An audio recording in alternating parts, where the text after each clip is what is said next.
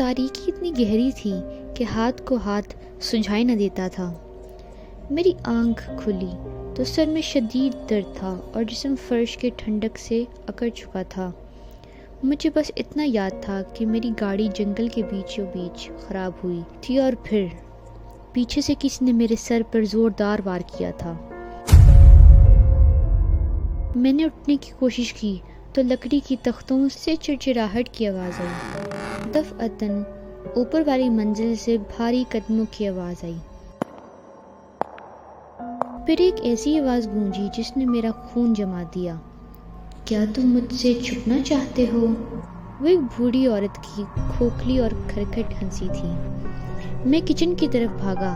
وہاں دیواروں پر خون کے دھبے تھے اور میز پر سڑی ہوئی انسانی باقیات پڑی تھیں۔ اچانک سامنے والے کمرے سے وہ نمودار ہوئی، سفید مٹیالہ لباس، ہاتھ میں خون سے لتھڑا ہوا ایک لکڑی کا بڑا سا بیٹ، اور وہ سفید بے نور آنکھیں جن میں صرف موت کا رقص تھا۔ میں تیزی سے ایک پرانے بیڈ کے نیچے گھس گیا۔ میری سانسیں اتنی تیز تھیں کہ مجھے ڈر تھا وہ سن لے گی۔ وہ کمرے میں داخل ہوئی۔ اس کے پیروں سے اٹھنے والی بو اتنی شدید تھی کہ میرا جی متلانے لگا۔ وہ بالکل بیڈ کے پاس آ کر رکی۔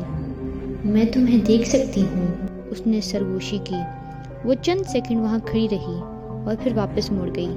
میں نے ہمت جمع کی اور وہاں سے نکل کر تہہ خانے کی طرف جانے والی سیڑھیوں کی طرف لپکا۔ مجھے وہاں سے نکلنے کے لیے گاڑی کا پرزہ یا مین گیٹ کی چابی ڈھونڈنی تھی۔ تہہ خانے میں پہنچ کر مجھے ایک پرانی تصویر ملی۔ اس میں وہی بوڑھی عورت ایک چھوٹی بچی کے ساتھ کھڑی تھی، لیکن تصویر کا نچلا حصہ جلا ہوا تھا۔ اچانک مجھے پیچھے سے کسی کی سانس لینے کی آواز آئی۔ میں پلٹا تو وہاں کوئی نہیں تھا مگر دیوار پر ایک کٹا ہوا ہاتھ لٹکا تھا جو اب بھی حرکت کر رہا تھا۔ اوپر سے دوبارہ چیخنے کی آواز آئی۔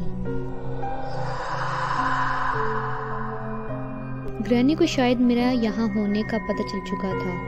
وہ سیڑھیوں سے نیچے آ رہی تھی۔ میں نے جلدی سے ایک خفیہ الماری کھولی اور اس میں چھپ گیا۔ وہ نیچے آئی اور غصے سے چلائی، تم کہاں ہو میرے بچے؟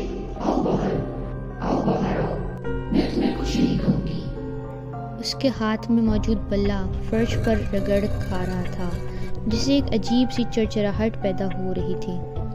میں نے دیکھا کہ شیلف پر ایک پرانا ہتھوڑا پڑا ہے۔ جب وہ دوسرے کمرے میں گئی، میں نے ہتھوڑا اٹھایا اور تیزی سے اوپر کی طرف بھاگا۔ میرا ہدف مین گیٹ تھا۔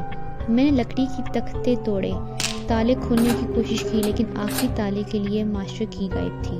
پھر مجھے احساس ہوا کہ وہ چابی اس کے گلے میں لٹکی ہوئی تھی۔ میں نے ایک جال بچھایا، کچن میں موجود گلدان گرا دیا تاکہ وہ وہاں آئے۔ جیسے ہی وہ کچن میں داخل ہوئی، میں نے اوپر والے وینٹیلیشن سے چھلانگ لگائی اور اس کے سر پر ہتھوڑے سے وار کیا۔ وہ لمحے بھر کے لیے لڑکھڑائی۔ میں نے جھپٹ کر اس کے گلے سے چابی کھینچی اور مین گیٹ کی طرف بھاگا۔ میں نے چابی گھمائی، دروازہ کھولا اور میں باہر جنگل کی طرف دوڑ پڑا۔ پیچھے مڑ کر دیکھا تو وہ بوڑھی عورت دروازے پر کھڑی مسکرا رہی تھی۔ اس کی آنکھوں میں غصہ نہیں بلکہ ایک عجیب سی بھوک تھی۔ میں تو بچ گیا، لیکن اس کی وہ ہنسی آج بھی میرے کانوں میں گونجتی ہے۔ وہ گھر اب بھی وہی ہے، کسی اگلے مسافر کے انتظار میں، جس کا سر کچلنے کے لیے گرینی آج بھی اپنا بلا تیار رکھتی ہے۔